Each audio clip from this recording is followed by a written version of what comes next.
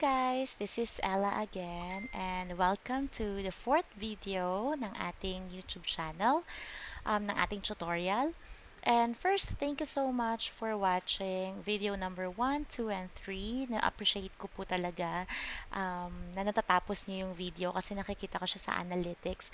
And second, if you're not yet subscribed, please subscribe or kapag bago ka, please hit also the bell button para updated ka sa next video kasi ang ginagawa ko po ay step by step undoing the transaction coordinator task. So, let's start. Last week we've talked about the listing purchase packet. Now we're going to be talking about purchase listing packet. So sa purchase agreement, ito po siya. Si purchase agreement, again, kagaya nung sa listing packet na binigay ko sa sa third video, yung ibang na-mention dito or may mga nilagay ako ditong list pero hindi lahat yan required. Yung iba dyan, good to know, yung iba to follow, pero lahat yon nagfo-fall under sa folder ng purchase agreement.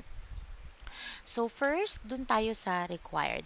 Ang mga required po dito ay si AD2. So kung mapapansin nyo, meron tayong AD1 sa listing agreement.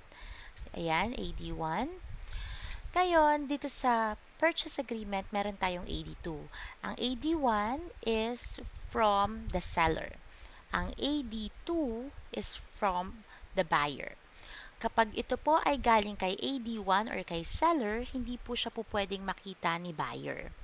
Pero si AD2 from buyer, pwede po siyang makita ni ni seller. Ito po ay part ng compliance checklist. Kasama niyan is si FHDA, PRBS, WFA, RPA with BIA, and ito pong RPA with BIA, ito po yung pinaka-purchase contract, and the CCPA. As you can see, meron din po siya dito sa listing checklist na binigay ko sa inyo sa third video ng FHDA, PRBS, WFA, the CCPA. Ngayon, actually, I want to correct myself. Sa last video, nasabi ko na yun yung ipoprovide sa buyer. Actually, hindi naman po talaga literal na ipoprovide. Ito po, yung nasa listing agreement po, ito po ay for keeps lang ng listing agent or ng transaction coordinator who represents the seller. Now, for this one, ito po, kapag pumunta kayo sa CAR forms or dun sa DocuSign ng bawat agents, kung saan sila kumukuha ng mga CAR compliance form, ito po ay provided na agad kapag pinull up nila si purchase agreement or si RPACA.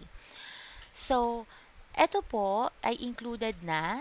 Kung mapapansin nyo po dito sa listing agreement, kapag ito po ay pinrovide, ang blanco po ay yung buyer's signature panel or yung signature slot. Ngayon, for this one, sa purchase agreement, ang blanco po dito ay ang seller. The only time na magkakaroon ng pirma ang seller dito sa required documents ay kapag tinanggap na po niya or inaccept niya yung offer ni buyer.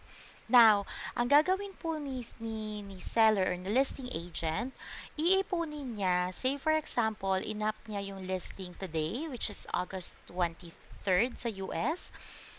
Bibigyan niya kapag marami nagpapasa ng offer, bibigyan niya kahit hanggang 5 araw or hanggang Sunday ang mga bibili or ang buyer to send an offer.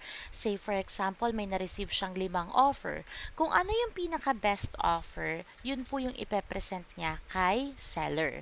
So, kung sino lang po yung pinaka i-accept ni seller, yun lang yung pipirmahan niya itong mga required na documents. Okay? Ngayon, meron naman dyan to follow. Yung to follow documents natin is ang counter offer. Actually, si counter offer, nagpo-fall din siya sa required. Pero, sinasabi kong to follow kasi ito ay kailangan, ito po ay nagpo-fall sa counter offer kapag mamaya explain ko sa inyo yung counter offer kapag needed siya sa or pag available siya sa contract. Pero bakit din siya nagko-follow sa to follow? Bakit siya nagko-fall sa to follow? It's because ang counter offer po ay nilalabas ni seller or ni buyer um, agents after ma-receive si or after ma-present si purchase contract kay seller. For example, kayo po ay si listing agent. Pinresent nyo ngayon ito sa client nyo, which is the seller. Tapos sabi niya, gusto ko tong kontrata na to, pero may iba akong kondisyon. Kapag nagkaroon po ng ibang kondisyon, si seller, papunta kay buyer, doon po papasok si seller counter offer. Ibig sabihin, yung buyer's purchase agreement na sinend ni buyer, magkakaroon ng counter offer from the seller. Ngayon, pag gusto pang i-counter ito, kapag halimbawa hindi nagustuhan ni buyer yung kinounter ni seller, meron po tayong tinatawag na seller counter offer. And we're gonna talk about it sa mga next video para hindi kayo malito. But just so you know, si seller counter offer pinoproduce ni seller kapag siya po ay naka-receive ng purchase agreement, and si buyer counter offer naman ay pinoproduce ni buyer kapag siya naman po ay naka-receive ng seller counter offer from the seller. Now, kapag ito po ay na-receive ay inaccept, say for example, si seller counter offer ay inaccept na ni seller at ni buyer, pipirmahan na ni seller ang required documents or yung nasa packet. Ito po siya. Ayan. So, ito po ay this is a purchase agreement packet na ito po ay pipirmahan na. Lahat ng signatory na kailangan si seller, pipirmahan na po yan ni seller at ni selling agent or ni listing agent. Now, the counter offer comes to follow because the only time that it will be signed if inaccept po siya ni party na mag-a-accept. Say, for counter offer ng seller counter offer, si buyer ang mag-a-accept.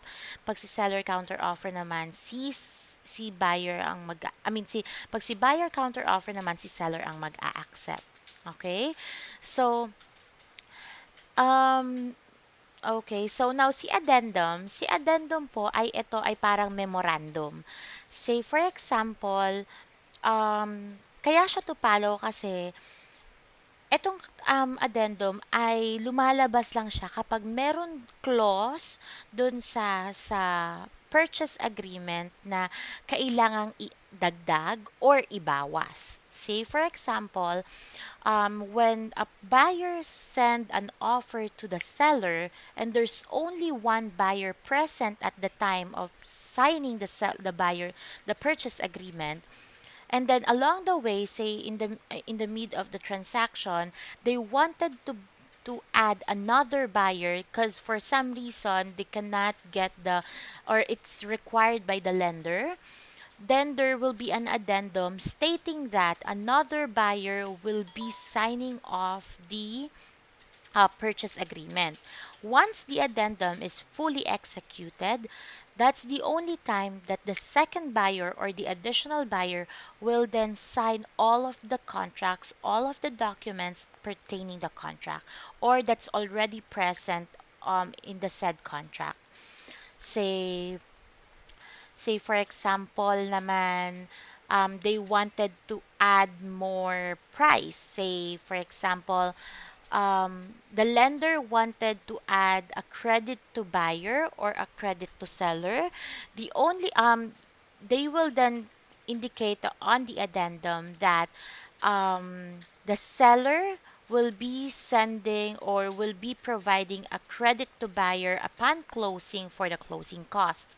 Sometimes it is required by the lender ka, just so the just so the loan will be approved, because sometimes yung presyo or yung price na purchase price that is indicated on the purchase contract, hindi siya sumasakto para dun sa appraisal price nung bahay.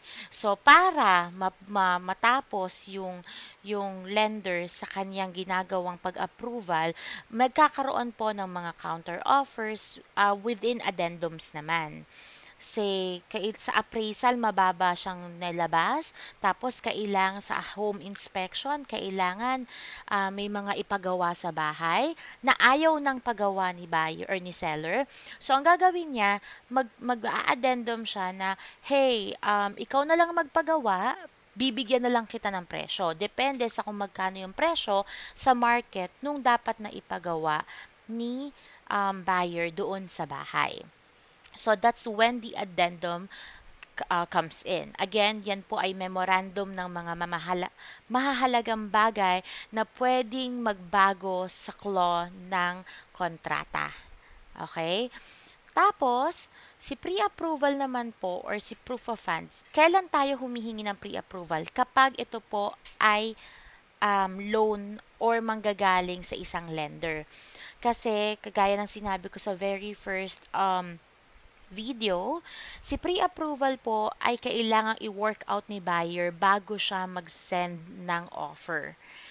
Kasi sa kanila napi-pre-approve na ang isang, parang dito sa atin kapag kumuha tayo ng kotse, may pre-approval tayo, and then once we are approved in the price range na approved tayo, that's the only time that you can pass on offers to different houses or different cars that you want. So pre-approval is being provided by the lender prior the buyer sending an offer to the seller. Okay, so again, pre-approval is only for transactions that will be under the loan or the lender. Now, proof of funds, this is provided if the property is being sold as cash. Okay? Kasi ibig sabihin, kailangan ma-prove niya na kaya niyang i-full ng cash ang babayaran niya. Kahit ilang milyon pa yan, kailangan ma-prove niya sa bank, mapakita niya yung bank statement niya na meron siyang proof of funds na kaya niyang panindigan yung presyong nilagay niya dun sa bahay. Now, property profile, this is provided by either seller or the buyer's agent, because nakukuha po nila ito dun sa MLS or doon sa um, parang CRM wherein doon nilalagay lahat ng mga listings. So to follow siya. Now, I have here the optional, okay? Okay. Sa optional po natin, we have here the this one. Okay. Sa optional po natin, we have here the I forgot to put in here the RCSDS. Okay. Trust advisory. Optional siya kasi the only time the buyer nor the seller will be providing the trust advisory if they are representing a trust. Pag pinamana or kapag sila po ay attorney na may nakalagay doon trust, and then the date or the year date kung kailan binigay sa kanila yung trust. So trust advisory is provided. Now, RCSDS or Representative Capacity Signature Disclosure, ito po ay madalas sa company. If you are representing a company and you are a manager or a property manager and you have the authorization from your company to sign any documents or any legal documents pertaining the property or the purchase agreement, you will need RCSD S if you are representing the seller, B if you are representing the buyer. Kasi a representative from a seller can also put up a listing or can also sign the listing agreement on behalf of the company, kasi may mga property that are being sold by the bank, by a company, and yung representative nila na property managers ang pumipirma sa buong kontrata from opening to closing. Then, ganun din po sa buyer. Now, Buyers Home Association, Owners Association Advisory, ito po ay BHAA. Ito, ang acronym po niya sa mga disclosures is BHAA. Ito po ay optional kasi ito po ay pinoprovide if you are selling or if you are purchasing a condominium or a townhouse who has a homeowners association fee. Kasi sa kanila po, kapag may homeowners association fee, yung homeowners ang nagpapatakbo ng lahat ng mangyayari outside sa bahay but within the village or the subdivision na included po si condo or si townhouse. Okay? So, yan po ang included sa ating purchase agreement. Okay, so thank you so much for watching. Again, on my next video, tuturuan ko kayo kung paano magbasa ng purchase agreement. And don't forget to please subscribe and hit the bell button para updated ka sa ating next video. I hope makita kita soon sa na maging successful TC. Bye-bye, kiddoks!